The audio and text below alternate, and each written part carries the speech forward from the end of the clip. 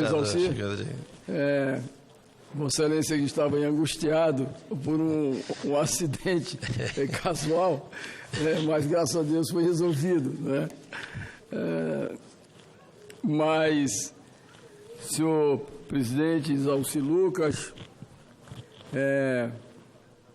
telespectadores da TV Senado, ouvintes da Rádio Senado, do site do Senado, população brasileira, ontem foi um dia emblemático na vida do nosso país, com a votação na Câmara dos Deputados da reforma da Previdência, que vinha já há vários meses em discussão e criando uma expectativa enorme na sociedade brasileira.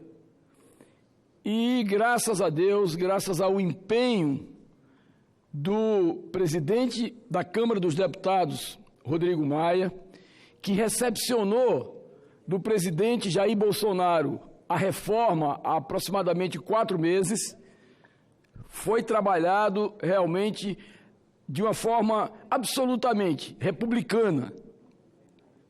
E com os encontros e desencontros, com a retirada de pontos polêmicos e a manutenção praticamente do conjunto das alternativas que foi apresentada pelo governo federal, nós temos aqui apenas que parabenizar. Parabenizar também o senador Davi Alcolumbre, presidente da nossa casa, da Câmara Alta do país, o Senado da República, que, de uma forma transversal, convivendo e colocando o Senado como o próximo a recepcionar essa reforma.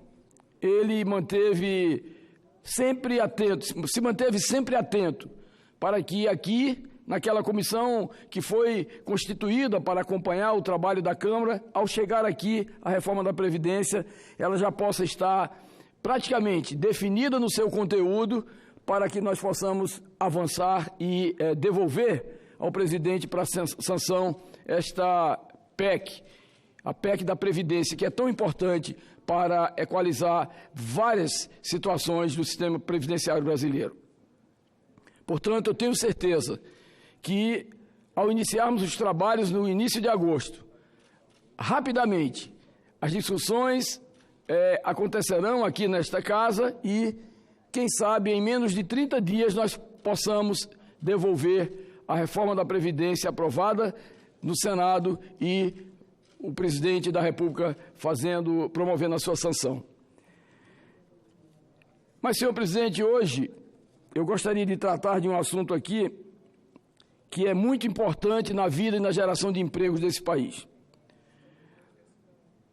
Trago a reflexão dos meus pares uma matéria publicada no Valor Econômico sobre o encolhimento das grandes construtoras e seu reflexo sobre o desemprego em nosso país, que já são quase 14 milhões, que não foi promovido no governo do presidente Jair Bolsonaro. Aliás, foi uma herança que ele recebeu, mas que é a história do país. São as curvas, são as senoidais, curvas que se alternam de desenvolvimento, de recessão, etc. E, infelizmente, o presidente Jair Bolsonaro teve realmente essa herança e que compete apenas ao governo consertá-la. Não adianta ficar chorando leite derramado. O importante é que o governo atual, o nosso governo, precisa, através dessas medidas protetivas, levar a esperança, a expectativa de geração de emprego e renda para a população brasileira. Segundo a matéria do Valor, a respeito do auge do crescimento das construtoras atingido em 2015, ao final do ano passado, a receita líquida dessas empresas caiu 85%. Repito, 85%. De 75 bilhões em 2015 para 10 bilhões em 2018, no ano passado. Como consequência, o setor demitiu cerca de 1 milhão de brasileiros e brasileiras. Essa queda se deu por 3 motivos interrelacionados: o estrangulamento fiscal do Estado brasileiro em função do modelo econômico adotado pelos governos da então presidente Dilma, o impacto das notícias de que essas empresas estavam no coração da corrupção identificada como Lava Jato e que tem vários protagonistas, e a ineficiência de empresas que se acostumaram a viver num ambiente de privilégios e corrupção. Está claro que precisamos superar esta etapa para retornar e retomarmos o crescimento econômico e gerar emprego para os brasileiros. Esse é o mantra real: emprego, geração de emprego para os brasileiros. O setor da construção civil tem que voltar a crescer, melhorando a infraestrutura necessária para o crescimento do Brasil e gerando empregos necessários para a população brasileira. Repito, e gerando milhares de empregos para acomodar a população brasileira que está, na verdade, quase que mergulhando na desesperança. Mas não será nos moldes dos governos do PT. Não há espaço para o modelo de favorecer grandes empresas numa relação promíscua entre o poder público e essas mesmas empresas. Esse modelo só enriquece uma minoria e leva o país e os brasileiros à falência. Não é por outro motivo que em 2015, quando as construtoras atingiram seu maior nível de receita líquida, 75 bilhões, o Estado brasileiro estava falido. A economia brasileira enfrentava a sua pior recessão e o povo brasileiro começava a sentir na pele as consequências de escolhas de políticas equivocadas e desonestas, muitas vezes capitaneada por políticos que, na verdade, já tinham uma história, um rastro de condutas antirrepublicanas. Não, o crescimento econômico virá. O governo do presidente Jair Bolsonaro está tomando as medidas necessárias para avançar e o Congresso Nacional está contribuindo nesta direção. Em primeiro lugar, estamos fazendo a reforma da Previdência, que aí me referi no início da minha fala, na sua aprovação em primeiro turno na Câmara dos Deputados ontem, que dará sustentabilidade de médio e longo prazo ao Estado brasileiro, produzindo uma redução significativa no ritmo de endividamento do poder público. Além disso, o presidente da República tem encaminhado ao Congresso Nacional uma série de medidas no sentido de destravar a economia e liberar as iniciativas econômicas dos brasileiros, além de iniciativas para liberar o país do péssimo hábito de utilizar dinheiro público para beneficiar interesses particulares. A exemplo disso está a medida provisória 881, de 2019, que produzirá ampla liberação de iniciativas e impedirá que agentes públicos inescrupulosos retenham licenças indefinidamente de iniciativas econômicas, impedindo empreendimentos importantes. A Lei 13.846 de 2019, resultado de medida provisória encaminhada pelo presidente Jair Bolsonaro, que combate as irregularidades em benefícios previdenciários, e o pacote anticrime encaminhado pelo ministro Sérgio Moro.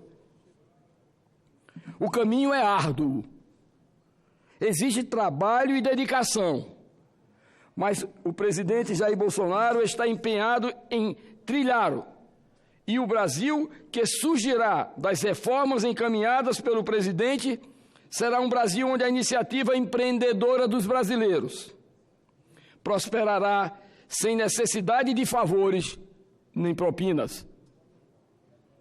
será um crescimento mais harmônico, mais amplo e mais sólido, pois surgirá da facilidade de adotar ações empreendedoras por todos os brasileiros e não apenas por um grupo de empreendedores favorecidos. Todas as construtoras participarão desta retomada. E eu digo todas, senhor presidente, meus colegas senadores e senadoras, ouvintes e telespectadores da TV Senado. As grandes e as pequenas. Assim você oportuniza e você cria um ambiente amplo e favorável para a geração de emprego e, consequentemente, de renda para milhares de pessoas que hoje vivem à margem e no desalento. Por isso, meus caros brasileiros que nos ouvem, o retrato assustador que o valor econômico nos mostra sobre o encolhimento da receita líquida das grandes construtoras e seu impacto sobre o desemprego não deve ser encarado no desânimo. Até porque, senhor presidente, o desânimo não é uma forma de você sonhar. Ele impede, inclusive, o sentimento daqueles que são não visionários como eu, mas somos, acima de tudo, confiantes de que o Brasil é maior do que qualquer crise, que o Brasil, na verdade, pelas suas potencialidades, tem uma condição enorme de retomar o seu crescimento e oportunizar milhares, milhões de brasileiros que necessitam cada dia mais das ações do governo. Na verdade, essa queda é retrato da falência de um Brasil baseado no favorecimento de grandes empreiteiras e nas relações corrompidas entre os agentes públicos. Esse Brasil foi rejeitado nas eleições do ano passado. Um novo Brasil, baseado nas relações corretas entre poder público e empresas, no combate ao crime e à corrupção, no estímulo à livre iniciativa empreendedora, no fim dos entraves burocráticos, está sendo construído com esforço e dedicação do presidente e deste parlamento. E logo mostrará resultados na melhoria do nível da atividade econômica, na retomada das ações dos empreendedores e no nível de vida de brasileiros e brasileiras. Portanto, senhor presidente, nós vemos hoje, de uma forma muito feliz e, por que não dizer, muito orgulhosa, que, inclusive, há um alinhamento natural dos partidos da oposição, que compreendem quase que como numa ação messiânica a necessidade de consertarmos erros. Mas, acima de tudo, a responsabilidade é nossa hoje, do governo que está conduzindo o destino desse país. Se formos viver permanentemente olhando pelo retrovisor da história, nós não vamos construir nada. Eu digo sempre que política é a convivência dos contrários e não a exclusão dos contrários. Portanto, vamos nos irmanarmos. Tenho certeza que nesse primeiro passo com a reforma da Previdência, com a recepção do projeto aprovado na Câmara dos Deputados, da reforma da Previdência, aqui, nesse ambiente mais solene, onde estão os mais experientes, estão os mais equilibrados, estão os mais velhos, estão os mais, com a visão mais magnânima da importância do papel geopolítico e geoestratégico do Brasil no concerto das nações, nós haveremos de nos irmanarmos, no sentido de que, desta casa, saia realmente o primeiro projeto que vai ser fundamental para a retomada do crescimento econômico e a confiança do povo brasileiro na Câmara dos Deputados, no Senado da República e na classe política, hoje tão vilipendiada por atitudes incorretas praticadas no passado. Então, senhor presidente, era esse o meu pronunciamento. Gostaria de deixar como uma reflexão para os meus pares e para a sociedade, da necessidade de nos irmanarmos, no sentido de promovermos, no coração de cada um brasileiro, a esperança que, na verdade, no meu sentimento, renasce a partir da aprovação dessas reformas. Muito obrigado, senhor presidente. Parabéns, Vossa Excelência, senador Chico Rodrigues. E convido já o senador Paulo Rocha para fazer o seu pronunciamento.